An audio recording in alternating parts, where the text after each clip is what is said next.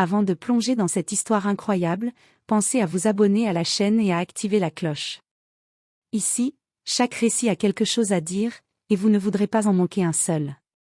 Dans une ruelle oubliée de Charleston, en Caroline du Sud, une ville où les vieilles demeures racontaient encore les secrets du passé, mais où certains destins restaient invisibles, se trouvait, chaque soir, une petite échoppe improvisée. C'était un simple assemblage de planches récupérées, légèrement penchées, un vieux tabouret bancal, et un parasol bleu délavé qui tenait grâce à deux pierres. Le tissu était troué par endroits, laissant filtrer la lumière jaune des réverbères, comme une pluie d'étoiles fatiguées.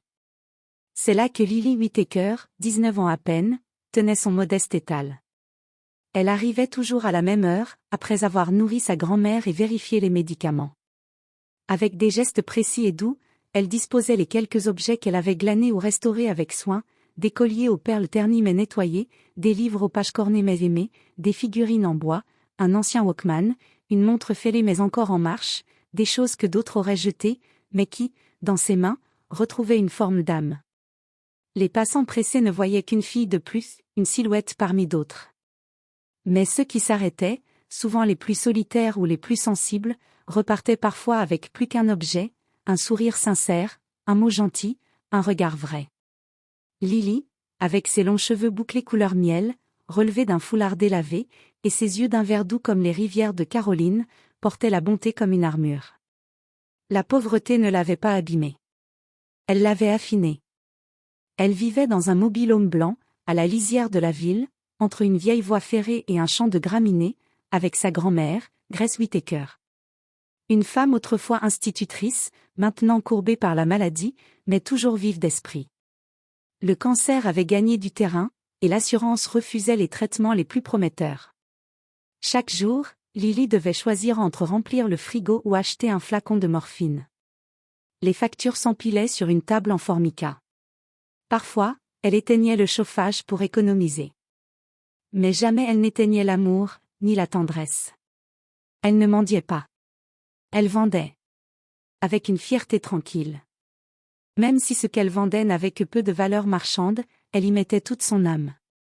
Chaque objet racontait une histoire, chaque mot échangé était une résistance contre l'oubli. Dans un tiroir secret, sous son lit grinçant, elle gardait une boîte en velours bleu nuit. À l'intérieur, enveloppé dans un mouchoir brodé, reposait son seul trésor, un pendentif en argent, finement ciselé, avec un petit saphir d'un bleu pâle, presque translucide. Il appartenait à sa mère, Heather Whittaker, morte dans un accident de voiture alors que Lily n'était encore qu'une enfant de 4 ans. Ce bijou n'était pas précieux aux yeux du monde, mais pour Lily, il contenait tout, le parfum vague d'une étreinte oubliée, la voix douce d'un souvenir sans contour, la certitude que, malgré l'absence, elle avait été aimée. Ce pendentif, c'était son ancrage.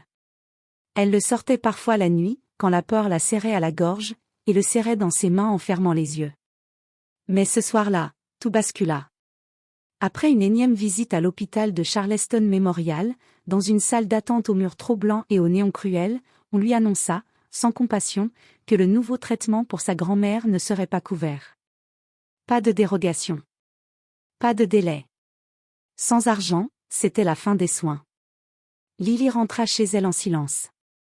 Elle prépara un thé au gingembre pour sa grand-mère, l'aida à s'allonger, lui caressa les cheveux. Puis, une fois seule dans sa chambre, elle ouvrit la boîte en velours. Ses doigts tremblants effleurèrent le saphir. Elle savait ce que cela signifiait. Elle allait devoir vendre le seul objet qui la rattachait à sa mère. Elle le plaça dans une petite pochette en tissu beige, la serra contre son cœur quelques secondes, puis prit sa veste, mit ses chaussures usées et s'en alla dans la nuit. Elle marcha longtemps dans les rues humides, le vent tiède soufflant dans ses cheveux. Ethan Blackmore était l'un des hommes les plus influents et redoutés du pays. À seulement 36 ans, il avait bâti un empire financier à force de flair, d'ambition froide et de décisions impitoyables. PDG de Blackmore Capital, il dirigeait des milliards d'investissements d'un simple geste, contrôlait des hôtels 5 étoiles à travers le monde, sponsorisait des galeries d'art de renommée internationale, et possédait 2 yachts amarrés à Monaco et en Floride. Il vivait entouré d'or, de marbre, de silence et de solitude. Sa réputation le précédait partout, brillant, inaccessible, cassant. Les journalistes l'appelaient le Sphinx de Wall Street. Aucun sourire inutile. Aucun mot en trop. Et aucun attachement. Car derrière cette armure d'acier se cachait une blessure profonde. Une faille invisible aux autres, mais béante pour lui, Heather. À 18 ans, Ethan n'était encore qu'un fils de bonne famille, héritier d'un nom mais pas encore d'un destin. Il était tombé amoureux, follement, de Heather Whittaker, une jeune femme lumineuse, artiste dans l'âme, drôle, douce, et pleine de rêves. Elle l'avait vu, lui, au-delà du nom, au-delà de l'héritage. Il avait, pour la première fois, cru à l'amour, à la simplicité. Ils avaient parlé d'un avenir à deux, de fugue peut-être, de vie loin des pressions familiales. Mais un matin, elle avait disparu. Sans lettre. Sans appel. Sans au revoir. Son monde s'était effondré, sans bruit. Il avait cherché. Envoyé des messages. Interrogé ses amis. Rien. Et puis, les années avaient passé. L'orgueil avait recouvert la douleur.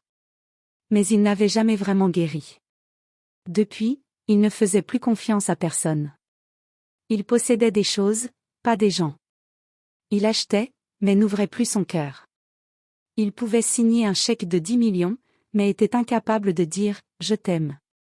Ce soir-là, par ennui plus que par goût, il avait demandé à son chauffeur de le laisser dans un quartier plus alternatif de Charleston. Une rumeur circulait sur une galerie d'art contemporain, underground, tenue par des étudiants rebelles. Il aimait observer les lieux pauvres de l'extérieur, s'y aventurer comme un explorateur au-dessus du monde, avant de retourner dans ses pantous et ses cocktails privés. Mais alors qu'il marchait, son regard fut attiré par une lumière vacillante sous un vieux parasol bleu. L'échoppe n'avait rien de remarquable, et pourtant, elle dégageait quelque chose d'authentique. Une jeune fille s'y tenait droite, malgré le froid, les mains croisées devant elle, les yeux levés vers lui. Il s'approcha, par pur caprice. Elle n'avait pas peur. Pas non plus cette avidité qu'il lisait souvent dans les yeux de ceux qui reconnaissaient sa fortune. Elle le regardait comme un être humain, ni plus, ni moins. « Vous cherchez quelque chose de particulier ?» demanda-t-elle avec une politesse désarmante. Il haussa les épaules, avec son détachement habituel. « Non. Rien que je ne puisse déjà acheter 10 fois. » Une provocation. Une façon de poser la distance. Il s'attendait à ce qu'elle détourne le regard, qu'elle s'offusque ou baisse les yeux. Mais Lily resta calme. Elle ouvrit lentement une petite pochette en tissu beige qu'elle portait près de son cœur. « J'ai quelque chose. Ce n'est pas un objet comme les autres. C'est un vrai bijou. Il appartenait à ma mère. » Sa voix tremblait à peine, mais il y avait dans son ton une gravité inhabituelle, un mélange de fierté et de douleur contenue. Ethan, un peu agacé par sa propre curiosité, tendit la main machinalement, sans y prêter réellement attention. Il prit l'objet, le regarda par simple politesse. Puis son regard s'immobilisa. Son cœur rata un battement. Le pendentif, un ovale d'argent finement ciselé, orné d'un saphir pâle. Une pièce unique. Il le reconnaissait. Il l'avait offert à Heather, pour ses 17 ans, après leur premier voyage ensemble à Asheville.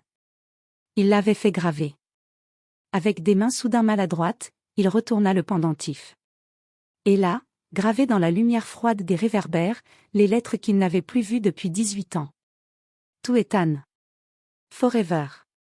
H.W. Son souffle se coupa. Il releva lentement les yeux vers Lily, qui le regardait avec une étrange sérénité, comme si elle pressentait que ce moment allait tout changer. Et dans ce regard, il crut voir une lueur familière. Une étincelle. Un reflet. Heather. Au dos du pendentif, sous la lumière blafarde du lampadaire, une inscription minuscule semblait pulser au rythme de son cœur. To Ethan. Forever. H.W. Pour Ethan. À jamais. Heather Whittaker. Ethan resta figé, comme si le monde s'était arrêté. Le bruit de la rue s'était éteint. Les gens autour étaient devenus des ombres floues, sans consistance. Il n'y avait plus que lui, ce bijou, et cette jeune fille au regard clair et au port digne. Ses mains, pourtant si habituées à signer des contrats à plusieurs zéros sans la moindre hésitation, tremblaient visiblement. Il leva lentement les yeux vers elle, l'esprit assailli de souvenirs oubliés, de rires dans l'herbe, de lettres parfumées, de promesses murmurées au creux de l'oreille. Ton nom, demanda-t-il, d'une voix rauque. Lily. Lily Whittaker, répondit-elle simplement, sans comprendre encore la tempête qu'elle venait de déclencher.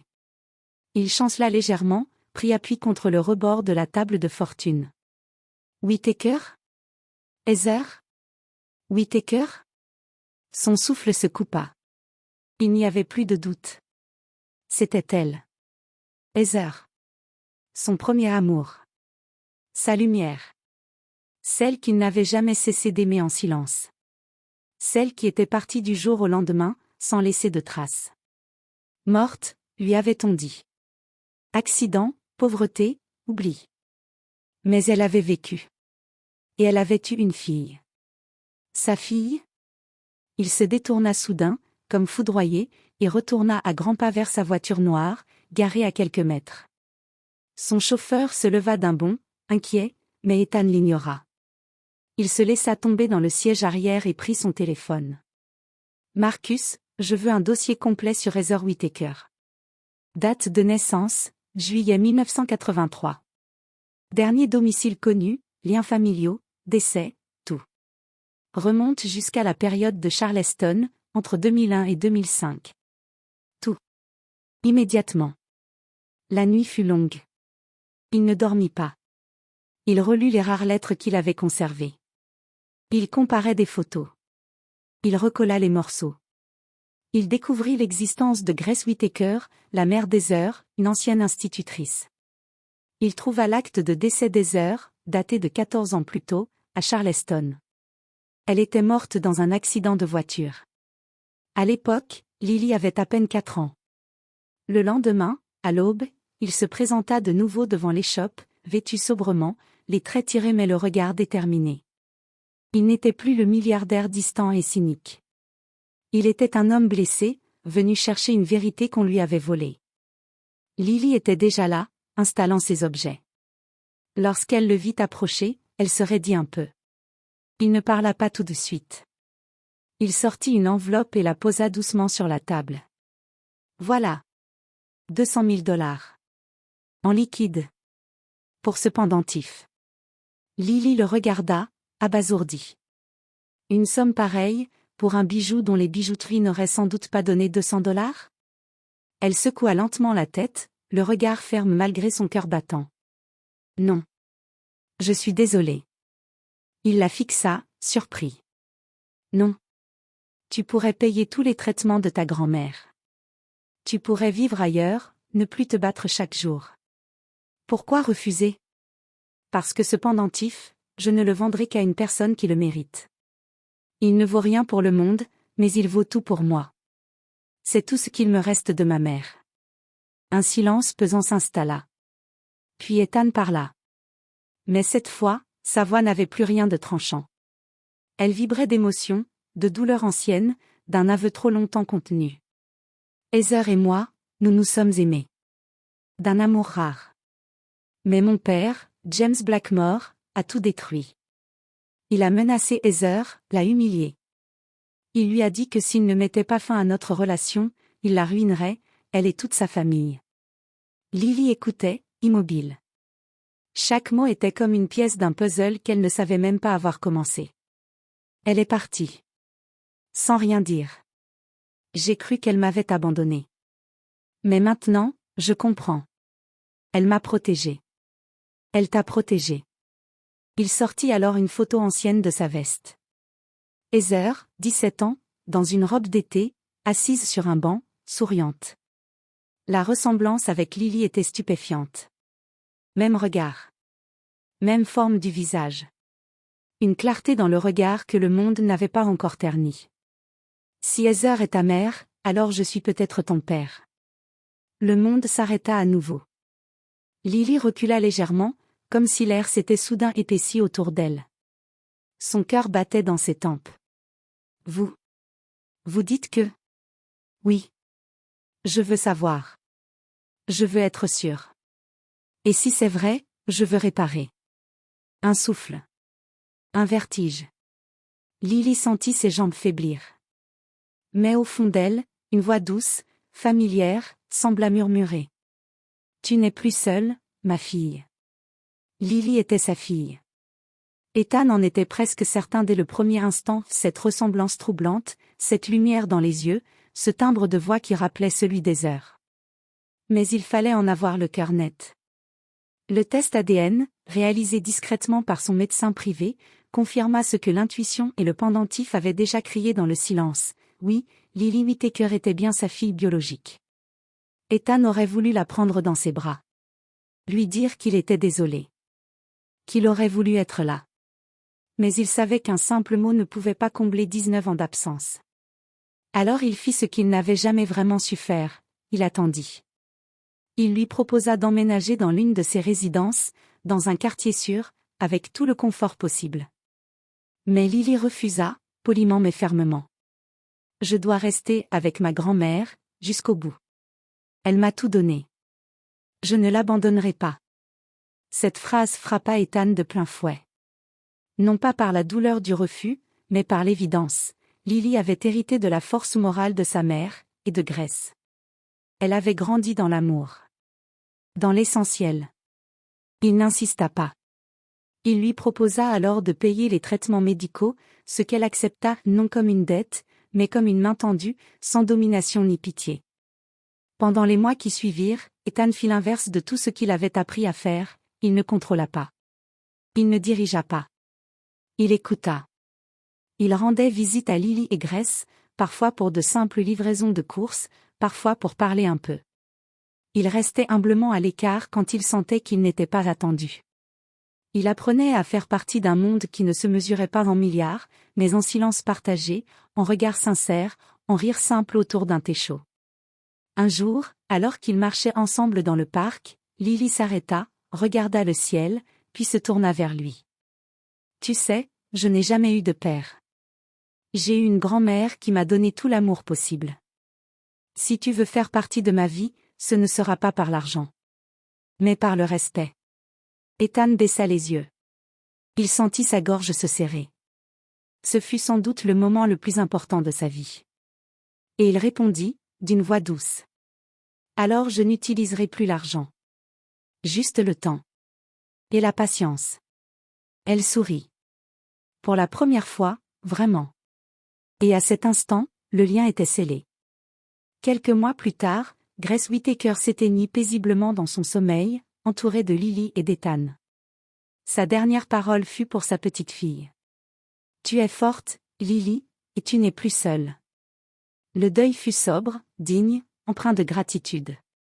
Ethan, qui avait organisé 1000 cérémonies fastueuses dans sa vie d'apparence, vécut cette perte comme un retour à l'essentiel.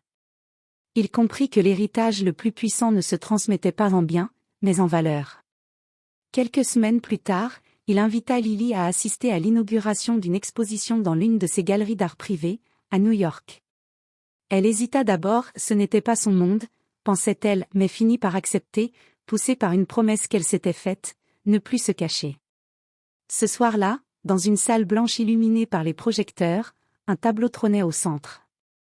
Une peinture saisissante, baignée de lumière dorée, représentant une jeune femme de profil, tenant dans sa paume un pendentif brillant comme une étoile tombée du ciel. La douceur du trait. La force du regard. L'évidence. Lily s'approcha. Au bas du cadre, une plaque discrète portait cette inscription. Le trésor. Signé, L. Whittaker B. Ses lèvres tremblèrent. « Tu as accroché ma toile ?» murmura-t-elle, les larmes aux yeux. « Je ne l'ai pas accrochée. Je l'ai offerte au monde. Comme tu m'as offert une seconde chance. » Car Lily avait une passion secrète, que peu connaissaient, la peinture. Elle peignait depuis l'enfance, avec des restes de gouache, des vieux carnets, des cartons recyclés. C'était son refuge. Et Ethan l'avait découvert un jour par hasard, en visitant son mobil-home. Il n'avait pas voulu lui acheter ses œuvres. Il avait voulu les faire exister. Il avait même créé, en secret, une fondation au nom d'Heather et Grace. La fondation Whittaker dédiée au soutien des jeunes artistes issus de milieux défavorisés. Ce n'était pas un acte de charité. C'était un acte d'amour, d'admiration, de reconnaissance. Et ce soir-là, dans cette galerie pleine de critiques d'art, de mécènes et d'amateurs éclairés, Lily Whittaker, autrefois invisible, fut vue. Non pas comme la fille d'un milliardaire, mais comme une artiste. Une héritière de lumière. Une survivante. Ce n'était pas le pendentif qui avait bouleversé Ethan Blackmore. C'était le regard de Lily. La force tranquille d'une jeune fille pauvre, mais riche d'intégrité. Ce jour-là, Ethan comprit enfin ce que ni ses comptes bancaires ni ses yachts ne lui avaient jamais appris. Le véritable trésor n'est pas dans ce qu'on possède, mais dans l'amour qu'on donne. Et celui qu'on retrouve.